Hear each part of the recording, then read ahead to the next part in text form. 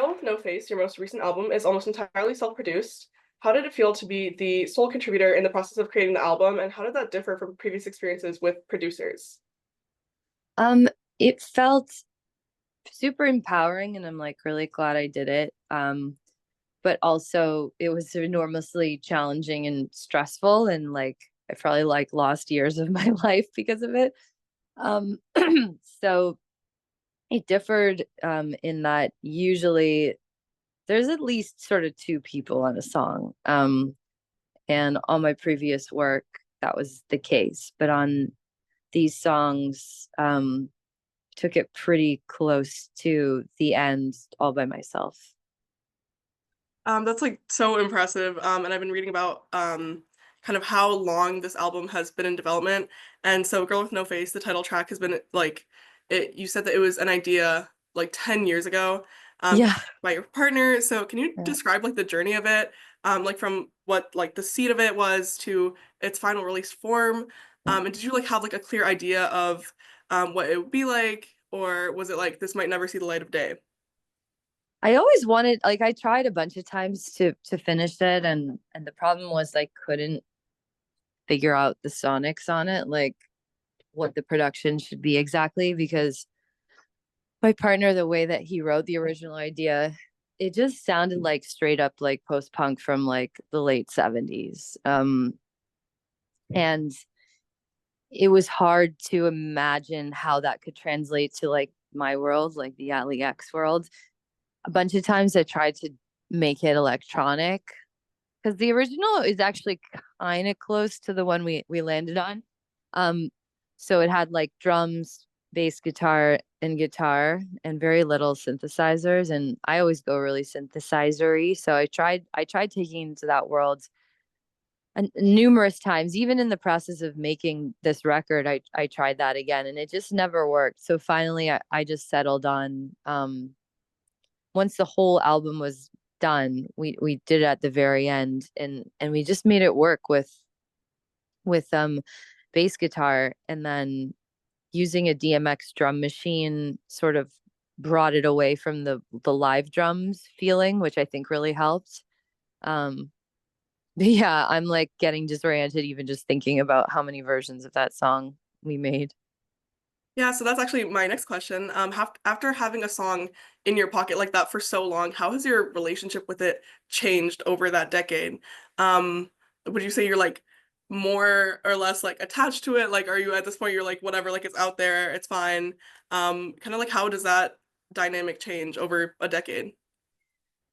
Yeah, I think with a song that you've had for a long time or just a song that you wrote recently, anything that gets released, I really let go of it. I sort of give it over to the world and I focus my attention on new works. I may listen to something years later and be like, "Oh, that slaps," or I might be like, "Oh, that's kind of middle of the road, like wish I'd done something better than that." But I don't really spend a lot of time or energy on thoughts like that. I once it's out in the world, I've sort of like purged This is like myself for of the it. people. Like I'm. Yeah, yeah, it becomes something else. It becomes something else. Yeah. So since you took kind of like a 4 year hiatus from music, from releases, how have you found that the landscape of music has changed since you last released a record? It was also like right before COVID. So I feel like it's been a pretty drastic shift. So like what has been like promoting the album been like? How has like kind of like that whole world of it been like since you last released an album? Way more short form video. It's like no longer an option. Shorter attention spans, shorter songs, genre bending is happening a lot more. Um, the music industry, like the major label side, is sort of floundering, which I love. Um, what else? More inclusivity. Um, yeah, mostly changes that I like. I'd say like having to have a second full-time job of being a content creator is a bit exhausting and Yeah. not that rewarding most of the time. But I also appreciate platforms like TikTok because puts more power in the artist's hands, and anything that does that, I'm a fan of. Yeah. So like in regards to that, what do you think has been the most difficult part of being a musician in the world of social media of like short attention spans? Album burnout, quick album burnout, like putting something out that took me about 3 years to make and 4 years to like put all the visuals together and everything, and then have it, you know, have a spike for a couple months, and then it's sort of like, okay, what's next? And I'm like literally like bent over, out of breath, being like, guys, I just fit like it was a marathon to Like finish this was this my one. life for so long, and now you're asking for Yeah, yeah, more. yeah. Like, could you Yeah, just consume it for a little bit longer, please? yeah. Okay, yeah, no, I totally agree with that. I see that a lot in like music that I see on TikTok and stuff like that. So totally get that. Um, so going into like production and kind of like the vibe for this album, I know you leaned into like a late 70s, early 80s vibe. But can you tell me like a little bit more about like the production of the music videos? Was there like a particular movie or music video of the area that you were wanting to emulate? Or was it just like an amalgamation of everything? And I love the Galena music video. I love the like blurry light and like the halos and that vibe. So could you Mm. just like tell me more about like that and like what kind of thought went into that and like the inspo behind it? Sure. So Galena music video, there was visualizers by that same director, J.J. Stratford. So that's just her her style. She has it completely down. She works on all analog equipment. Like Wow, it's not an effect. It's literally what she that's works with. incredible. Wow. Yeah, I know it. And she's like a cult director here who I really admire. Um, so that's as simple as that. And I just sort of sent the looks that I wanted and the influences, and she put it all together. And then um Black Eye I directed. That was the first music video I directed. And Wow. uh that was like a kind of like a chess game concept. And um that was like a Marcel Duchamp thing. He's like a Dada artist. Mhm. Um that had this fascination with chess. So it's kind of referencing that and using the masks that were in the album work. So there was a little bit of a through line there. And then Weird World, I co-directed with my friend Brian, and that was inspired actually by um, the opening sequence of the musical Bye Bye Birdie, like the film. Oh, Yeah, in which she's like, it's really simple. It's just a blue background. She's singing direct to camera, and you can tell that the floor is moving. So being a thrifty queen, I was just watching that and being like, oh, that could be a great music video. And so then we incorporated different concepts from the song and the idea that you're like trying to control this studio, but it's sort of like you can't really control the camera, and it's catching all this stuff that it's not supposed to. And stylistically, we went in kind of a retro futurism direction on that. I like to like establish a look for each era. But I also feel like for whatever reason, I feel like music videos you can branch out of that. So yeah, I didn't completely on Weird World. I didn't really stick to like the aesthetic that I just established. I I feel love the music video for that. I think I've seen it like everywhere. I don't know if it's my algorithm, but really it just cool. keeps showing it to me and I'm like, wow, this is like so incredible. Every time I see it, I watch it all the way through. Love that. Thank Yeah, you. it's so like the outfits, the makeup, everything is like so incredible. Thank So you. like good job. Like that's amazing. Yeah, well, and also I think my best talent visually is hiring the right people. So, a lot of these things, like the looks, aren't really my ideas. I've probably sent someone really talented some reference images, and then they've come up with it themselves. Yeah, no, that's awesome. I think that's a great talent to be able to find the right people. Thank you. Yeah. So as you are touring for this album and as people are listening to this album, what is something that you want them to take away from your show? And what do you want people to like hold in their hearts and their minds as they see you live? And like also you were really like I know like thinking like considering touring before the album was released, because of like health stuff. So how's your return to touring been? Uh, I mean, I'm not gonna lie, it's been extremely anxiety inducing, and um the last tour was behind the scenes pretty chaotic. But there's something so fabulous about um facing your fears. Like really, like I came back from that tour and I just felt like a lot of these trauma issues that I've been dealing with from illness, like they kind of they just eased up. And I'm like getting emotional thinking about it. Like I just had such a, I don't know, my this summer for me, I just felt kind of like a different person. And so yeah, I mean, you don't want to push yourself too far, but I think being scared to do something and then doing it can be really healing. And now with this tour coming up, I am getting a lot of those feelings coming back. But like I'm gonna get out there and I'm gonna do it again, and it'll be a little less scary this time. And I think, yeah, I think the more I do it, the more I'm gonna, yeah, just let go of all this sort of pent up fear that I have in me. And yeah, 'cause I got really affected by that when I got super sick and had to cancel the tour. And I've also just been in a lot of live performance situations over the years that are just really uncomfortable because of the nature of what I deal with. So yeah.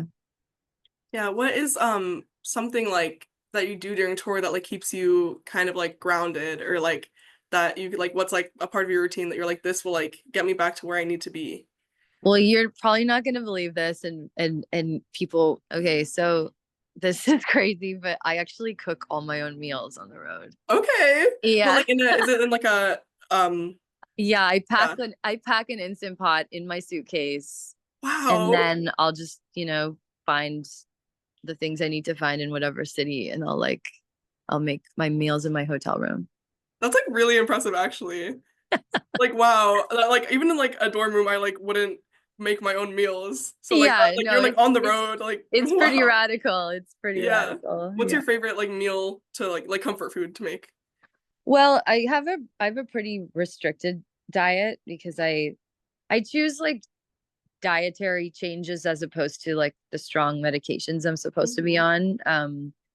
And so I'm kind of limited on what I eat, but most of what I eat is like I'll try to find really healthy meats and vegetables and healthy fats, and just kind of, yeah, make some sort of melange with that sort of thing. It could be a soup, it could be a stew, it could be, grilled, whatever. And that's what I stick to on the road. I have like a really amazing recipe for healthy ice cream as well that I'll make at home. That's kind of what I'll have as like a treat for dessert. But Mhm. but I unfortunately can't fit my ice cream maker in my suitcase as well. I mean, maybe And that like deserves its own like carry on I though. know I Like, should I speak to the tour manager about yeah, that. Like, can yeah. we Like have I like an that's I need it. an ice cream suitcase? Yeah. Yeah. I think what like could come next is maybe like between albums is like an Allie X recipe book. I Like I like think that would it. be a good idea. I like it. Let's sidebar about a rebrand. Yeah. Let's do it. So your album has been out for like 8 months now, which is I mean, like that is so long. How has your relationship changed with it in that time? Because that's like as you said, you release something and you're like, okay, there it is. So Yeah. you're like touring and stuff. How is that gonna like be like with you, like for like performing the songs and stuff?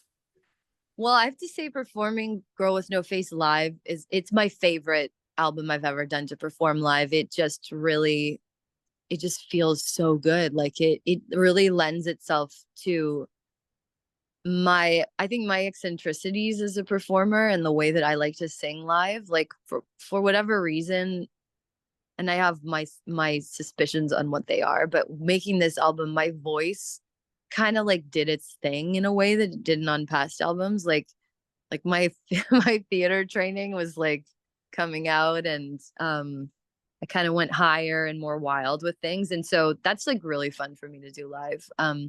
And I've always said like performing live really completes the circle in a way, like of creating a record. That experience of meeting your fans and seeing them singing the thing you wrote back to you is like completes the process in this really nice way.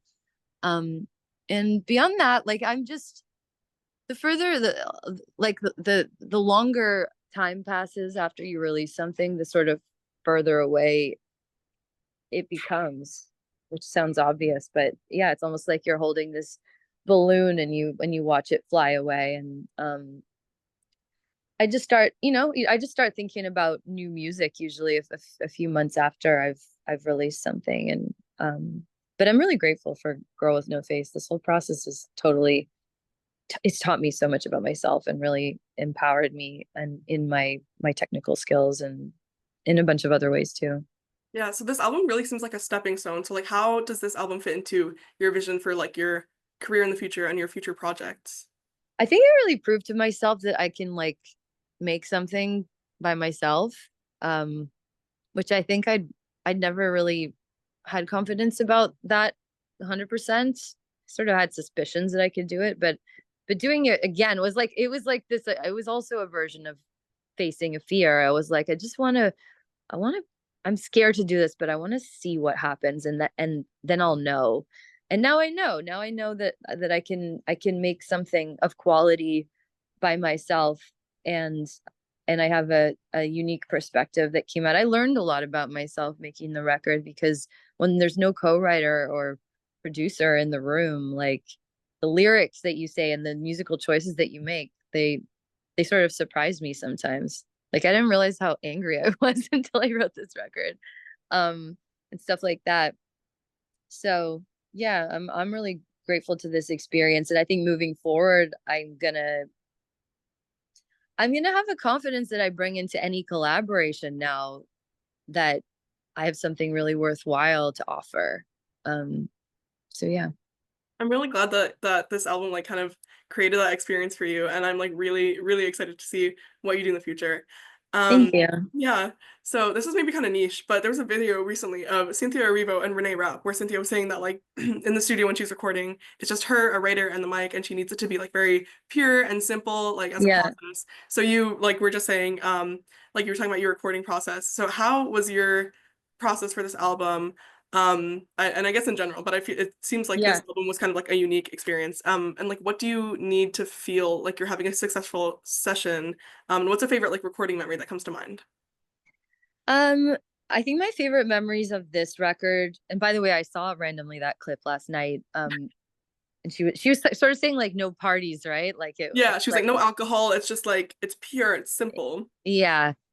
Yeah, I think my best memories of this were when I was in Canada in my studio set up there, which is at like my parents' place. There's just like less pressure. The pressures of LA are gone, and it would usually be in the summertime that I would go there. And so very beautiful, lots of like trees, and I'm looking out at the lake if I'm at their cottage, which is so beautiful. Having my dog like with me, and sometimes she'd go under the table and I'd put my feet on her like fluffy coat. Like Well, sensory things really help me. They really help me. Like having a good hot drink next to me and just things that sort of settle me down and comfort me and make the process like enjoyable as I'm doing this really focused like leap of faith kind of thing. Yeah, that's kind of what I think of. I'm the same as Cynthia. Like I just don't party in general. I can't really afford to. So yeah, creature comforts, yeah. sensory things. That sounds really healing, especially like at your parents' place, like with nature around you. That sounds awesome. Yeah, those were my best memories. Yeah. So as someone who like, I mean, obviously you've like had kind of like such an impressive career, when you like started out with like theater and then like writing for other people also, and then obviously your own incredible career. Um, like what advice would you have for people my age, like age people? Yeah. Um, I guess I'll leave it at that. Like, what advice do you have for us? Um, Let me think here. So when I was in college, I was studying musical theater and I really thought like that's what I wanted to do. And then I did auditions and did like kind of ensemble. I got cast in the ensemble for a few things for a couple of years and quickly realized that wasn't for me. And so I guess tip number one is like it's one thing to study something and then it's another thing to go out in the world and try to make a living at it. And if you if something else is calling to you, remember, like, you can just pivot. It's really important that you pick a vocation that excites you and brings you joy. So that's tip number one. Tip number two, um, if you end up in the arts, there's so much power in you understanding your business, so much power. And if you don't understand your business, like if you're not looking at the numbers, basically, if you're not looking at the contracts you're signing, you can really, your dream can be ruined. It really can be snatched away from you. And depending what industry you're in, there's industries that are better and there's industries that are worse. But I really encourage all creatives to know their shit, because the world can be a cruel place, especially to artists. Um, and so take responsibility for that. That's my second tip. Well, then that's all I have for you. Thank you so much for making time in your schedule for this. And everyone should tune in to Girl with No Face and then also catch Allie X at the 9:30 Club soon. And yeah, thank you Yeah. so much. Yes, thank you so much. Have a good day. You too. Bye bye. Bye.